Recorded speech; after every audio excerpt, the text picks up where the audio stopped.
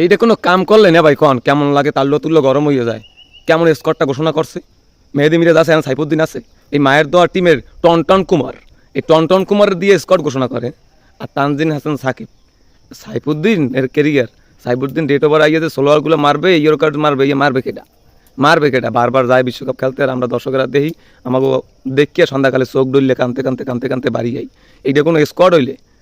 পাপন ভাই তো আসি, দুলাভাই ভাই, সে আর তো কোনো কথাই নেই, পান্তা ভাত মরিচ পোড়া খাইতেই আসি, গরু গোস্ত ইলিশ মাছ দরকার নাই, ইল্লিগে জামু আর শিখমু আর বাড়ি আমু, এর তো কোনো সমস্যা নাই। মাস বেতন নিতে আছে, সব নিতে আছে, কষ্টকার অনুভূতিকার আমার দর্শকের, আমরা এটা পাই না, এটা পামু না কোনো দিন।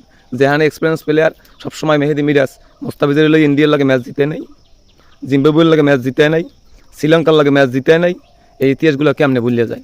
মেহেদি মিরাজের কারিশমা এই আর কি, তানবীরের দ্বারা কারিশমা হইবে। তানবীরের কী কারিশমা আছে বিপিএলে, আর মেহেদি মিরাজের কী কারিশমা আছে? তানজিল সাকিবের কী কারিশমা আছে যে বিপিএলে যে করছে কারিশমা? আর সাইফুদ্দিনের কী কারিশমা আছে? Win the champion team Barishal champion team, Barishal champion team, Barishal burners champion team.